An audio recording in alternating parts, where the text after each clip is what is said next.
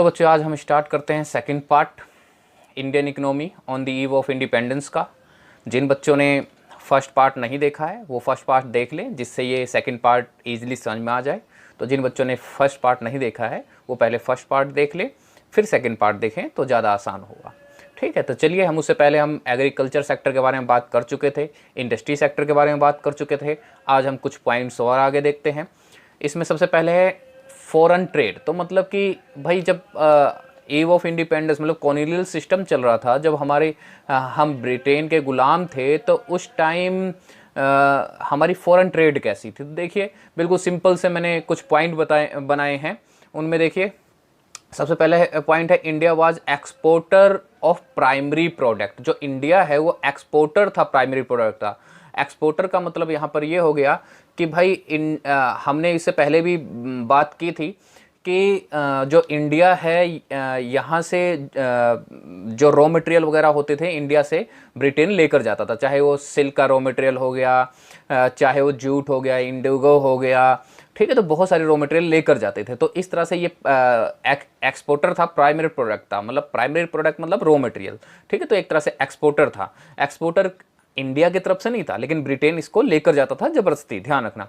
फिर India was imported finish goods. तो एक इंपोर्टेड था फिनिश गुड्स का इंपोर्ट किया करता था इंडिया, चाहे वो क्लोथ्स हो गए, जैसे भाई सिल्क रॉ मटेरियल लेकर गए और सिल्क के बने हुए कपड़े यहीं पे लाकर बेचा जाएगा। तो इस तरह से फिनिश गुड्स का जो है वो एक तरह से इंडिया जो है इंपोर्टेड हो गया, क्योंकि इंडिया जो है एक तरह से कह सकते हो कि एक बड़ी मार्केट थी। यहाँ की पॉपुलेशन शुरू से ही काफ़ी ज़्यादा थी। तो क्या नाम है, ब्रिटेन को इससे काफ़ी ज़्यादा फायदा होता था। तो इसलिए यहाँ पर आकर वो फिनिश गुड्स वगैरह बेचा करते थे। फिर देखो more than half of India trade was control by Britain. Control by Britain का मतलब यहाँ पर ये हो गया कि भाई एक तरह से जो ब्रिटेन था वो अपनी मोनोपोली स्टेब्लिश कर रहा था। ठीक है, मोनोपोली मतलब एकाधिकार। ठीक है, तो उसने बहुत सारे रिस्ट्रिक्शंस भी लगा रखे थे कि भाई आप इन कंट्री से ट्रेड नहीं कर सकते, इंडियन के लिए स्पेशली। तो एक तरह से अपनी मोनोपोली बना रहा था। उसका देखो ड्रेन ऑफ इंडियन वेल्थ। अब ड्रेन ऑफ इंडियन वेल्थ ये बहुत इंपॉर्टेंट पॉइंट है। ये स्पेशली अलग से आ जाता है 3 मार्क्स में, 4 मार्क्स में, कि बताइए भाई ड्रेन ऑफ इंडियन वेल्थ का मतलब क्या है। तो ड्रेन ऑफ इंडियन वेल्थ का मतलब जो हम ऊपर 2 पॉइंट पढ़ चुके हैं कि भाई यहाँ प्राइमरी गुड एक तरह से एक्सपोर्टर हो गया और फिनिश गुड्स का इंपोर्टर हो गया। तो यहाँ से जो वेल्थ है वो ब्रिटेन में जा रहा था, एक तरह से ड्रेन हो रहा था। सारे जो वेल्थ थी वो ब्रिटेन में जा रही थी। तो इस तरह से ड्रेन ऑफ इंडियंस वेल्थ, वो यहाँ के वेल्थ का फ़ायदा उठा रहे थे। अब देखिए आगे क्या है, ऑक्यूपेशनल स्ट्रक्चर। पहले ऑक्यूपेशनल स्ट्रक्चर क्या है ज़रा समझ लो। ऑक्यूपेशनल स्ट्रक्चर मतलब ये है कि जैसे हमारे 3 सेक्टर होते हैं, primary sector, secondary sector and tertiary sector. तो इन तीनों सेक्टर में जो वर्कर्स थे, जो काम करने वाले लोग थे, उनका कितना परसेंटेज था। ठीक है, तो ऑक्यूपेशनल स्ट्रक्चर मतलब यहाँ पर ये है। तो देखिए सबसे पहले large share of primary sector मतलब एग्रीकल्चर सेक्टर। तो एग्रीकल्चर में सबसे ज़्यादा लोग यहाँ पर लगे हुए थे, लगभग 70 to 75% लोग जो हैं अप्रोक्स उसी में ही लगे हुए थे। फिर देखो टर्शियरी और सेकेंडरी सेक्टर में ओनली 15 to 20% लगे हुए थे, 10% और 15 to 20%। ठीक है, सिर्फ लगे हुए थे। तो इसको क्या कहेंगे, एक अनबैलेंस ग्रोथ था। अनबैलेंस ग्रोथ का मतलब ये हो गया कि भाई सबसे ज़्यादा एग्रीकल्चर सेक्टर में लगे हुए हैं और सेकेंडरी और टर्शियरी में कोई इतना लोगों का कोई भी ध्यान नहीं था। तो एक तरह से ये एक अनबैलेंस ग्रोथ था। हम उससे पहले ही फर्स्ट पार्ट में पढ़ चुके हैं कि भाई जो जीडीपी में अगर हम पार्ट देखें तो जीडीपी में सबसे ज़्यादा परसेंटेज जो है वो किसकी थी भाई, एग्रीकल्चर प्राइमरी सेक्टर की थी। और सेकेंडरी और टर्शियरी सेक्टर की जीडीपी में जो अपना परसेंटेज था वो बहुत कम था। तो जीडीपी में सबसे ज़्यादा जो परसेंटेज देखा गया वो इसका देखा जाए। तो इस तरह से भी एक अनबैलेंस ग्रोथ था ऑक्यूपेशनल स्ट्रक्चर में। ठीक है, तो आप सबको समझ में आ ही गया होगा कहने का मतलब क्या है। देन उसके बाद देखो इंफ्रास्ट्रक्चर। अब इंफ्रास्ट्रक्चर क्या होता है, पूरा चैप्टर आएगा आपके पास इंफ्रास्ट्रक्चर का इस इंडियन इकोनॉमी में, लेकिन फिर भी आप थोड़ा सा समझ लो। इंफ्रास्ट्रक्चर मतलब एक कंट्री का वो स्ट्रक्चर होता है जिसपे उसका कह सकते हो डेवलपमेंट डिपेंड करता है। ठीक है, उसका स्ट्रक्चर लाइक रोड वगैरह, हेल्थ वगैरह। तो इस तरह से इंफ्रास्ट्रक्चर जो है वो दो पार्ट में डिवाइड किया गया है। दो पार्ट में एक सोशल इंफ्रास्ट्रक्चर हो गया और इकोनॉमिक इंफ्रास्ट्रक्चर हो गया। सोशल इंफ्रास्ट्रक्चर मतलब हेल्थ वगैरह, हमारे लाइफ का स्टैंडर्ड कैसा है, हम रहते कैसे हैं, तो वो सोशल इंफ्रास्ट्रक्चर हो गया। और इकोनॉमिक मतलब कि यहाँ की एनर्जी लेवल क्या है, ठीक है, यहाँ के इंडस्ट्रीज वगैरह कितने बेटर वर्क कर रहे हैं, तो ये हो गया। ये आप आगे चल के पढ़ेंगे। अभी फिलहाल तो ये है कि इंफ्रास्ट्रक्चर की कंडीशन क्या थी। तो देखो, the road constructed were not fit for modern transport. तो जो रोड बनाए गए थे वो नए ट्रांसपोर्ट के लिए, जो मॉडर्न ट्रांसपोर्ट थे उनके लिए फिट नहीं थे, मतलब कि रोड खराब थे। ठीक है भाई, रेलवे उन्होंने इस्टेब्लिश किया 1850 में, ठीक है, पर अपने बेनिफिट के लिए इस्टेब्लिश किया। और रेलवे का जो डिस्टेंस था बहुत ज़्यादा छोटा था, बहुत ज़्यादा बड़ा डिस्टेंस नहीं था कि भाई जैसा आज के टाइम है कि भाई हम एक स्टेट से लेकर उतनी दूर तक चले जाते हैं, एक कोने से दूसरे कोने तक चले जाते हैं। उस टाइम ऐसा नहीं था। तो और वो भी उन्होंने रेलवे इस्टेब्लिश तो किया पर अपने बेनिफिट के लिए किया।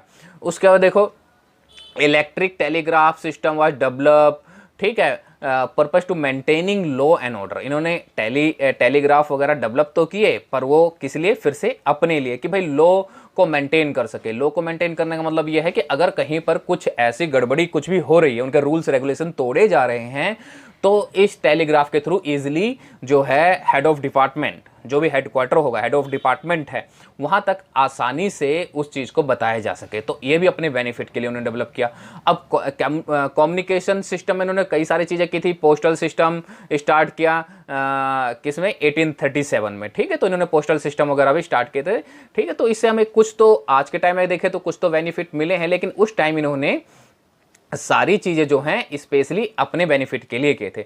उसके बाद the first telegraphy line was open in 1857 में फर्स्ट टेलीग्राफी लाइन यहां पर ओपन किया गया। तो इस तरह से इसके कुछ पॉइंट्स हैं जो इंफ्रास्ट्रक्चर के बारे में बताते हैं कि हमारा उस टाइम का इंफ्रास्ट्रक्चर कैसा था, ठीक है। चलिए अब देखते हैं डेमोग्राफिक कंडीशन कैसी थी। तो life expectancy was very low, approx 44 year. तो 44 ईयर का मतलब कि उस टाइम ईव ऑफ इंडिपेंडेंस के टाइम, ठीक है, जब ब्रिटिश रूल कर रहे थे, तो लगभग लोग 44 ईयर तक ही जिंदा रहते थे। उनकी लाइफ जो है 44 ईयर तक। अब ये एवरेज होता है, एवरेज मतलब कोई 60 ईयर भी जी सकता है, कोई 20 ईयर भी, कोई 30 ईयर भी, पर एवरेज होता है। तो उस टाइम इतनी कम थी, जो कि आज के टाइम में हमारी 68 ईयर हो चुकी है। कि भाई आज के टाइम में अगर प्रेजेंट टाइम में देखा जाए तो एवरेज जो है 68 ईयर माना जाता है। कि भाई जो आज के टाइम में जो लोग की जो लाइफ है लगभग 68 ईयर। फिर से वही चीज़ है, 68 ईयर मतलब ये नहीं कि सबकी लाइफ जो है वो 68 ईयर में ख़त्म हो जाएगी। कुछ लोग ज़्यादा भी हो सकता है, कुछ लोग एवरेज होता है। फिर है infant mortality rate was quite high, ठीक है। तो देखो 218 पर 1000। अब इन्फेंट मोर्टेलिटी क्या होता है कि भाई जो 1 साल से कम बच्चे होते हैं वो उनकी लाइफ कितनी है, ठीक है। तो वो इन्फेंट मोर्टेलिटी होती है कि भाई उनकी डेथ जो है, 1 साल से कम बच्चों की जो डेथ होती है वो इन्फेंट मोर्टेलिटी एक तरह से है। तो 1000 बच्चे अगर मान लीजिए जन्म ले रहे हैं, ठीक है, तो उनमें से 218 जो है वो मर ही जाते थे, जो कि आज के टाइम में 63 या 62 ये हो चुका है कि लगभग 63 बच्चे जो हैं उनकी इन्फेंट मोर्टेलिटी रेट है। मतलब अगर 1000 बच्चे अगर जन्म ले रहे हैं तो 1 साल से पहले 63 बच्चों की डेथ हो जाती है, जो पहले से बहुत ज़्यादा कम हो चुकी है। और फ्यूचर में जैसे जैसे हेल्थ इंफ्रास्ट्रक्चर बहुत ज़्यादा बेटर होता जाएगा तो और ज़्यादा कम होती जाएगी। उसके बाद देखिए कि लिटरेसी कितनी थी। लिटरेसी जो है 16% थी, जो मैं पहले पार्ट में बता चुका था कि भाई इंडिया की उस टाइम लिटरेसी जो है 16% थी, जिनमें 7% जो है वो फीमेल्स की थी, ठीक है। 7% फीमेल जो कि ना के बराबर थी, ठीक है। तो 7% फीमेल लिटरेसी में थी और क्या नाम है 60% ओवरऑल था। और उसके बाद देखिए नेक्स्ट पॉइंट क्या कहता है कि भाई 21 is referred as the year of great divided. Is this year that signifies that India has entered the second stage of demographic. अब पहले ये डेमोग्राफिक स्टेजेस समझ लिए। 3 स्टेज होते हैं, 3 स्टेजेस होते हैं। फर्स्ट स्टेज जो होता है उसमें डेथ रेट और बर्थ रेट दोनों ही हाई होते हैं, ठीक है। फर्स्ट स्टेजेस में क्या होता है, डेथ रेट और बर्थ रेट दोनों ही हाई होते हैं, क्योंकि लोग जो होते हैं उस स्टेज में एक तो अनएजुकेटेड होते हैं और हेल्थ का इंफ्रास्ट्रक्चर भी बहुत ज़्यादा ख़राब होता है। सेकेंड स्टेज में क्या होता है कि भाई जो डेथ रेट है वो तो कम होता है, लेकिन बर्थ रेट जो है हाई होता है। हमारे इंडिया में सबसे ज़्यादा जो पॉपुलेशन ग्रो करी है, बढ़ी है, वो सेकंड स्टेज में ही बढ़ी है। तो भाई बर्थ रेट जो है बहुत ज़्यादा बढ़ जाता है और डेथ रेट कम होते हैं, मतलब कि थोड़ा बहुत हेल्थ की इंफ्रास्ट्रक्चर धीरे धीरे ठीक होने लग जाता है, हॉस्पिटल वगैरह ठीक ठाक होने लग जाते हैं, तो लोगों को मरने से बचा लिया जाता है। ठीक है, बट बर्थ रेट वही, एजुकेशन वगैरह कम होती है, लोग ध्यान नहीं देते हैं इस चीज़ को। ठीक है कि भाई पॉपुलेशन कितना वो है, खतरनाक है। ठीक है, और थर्ड स्टेज वो होती है जहां पर डेथ रेट और बर्थ रेट दोनों ही कम होता है। तो इस तरह से अगर देखा जाए 1921 में, तो 1921 में इंडिया जो है वो सेकेंड स्टेज में था। सेकेंड स्टेज मतलब कि वही कि भाई डेथ रेट तो कम है और बर्थ रेट बहुत ज़्यादा थी और पॉपुलेशन ग्रो कर रही थी। तो ये डेमोग्राफिक कंडीशन थी। मुझे उम्मीद है आप सबको समझ में आ गया होगा, ये सारे पॉइंट समझ में आ गए होंगे। फर्स्ट पार्ट आप सब देख लीजिएगा और फिर सेकंड पार्ट पे आइएगा। ठीक है।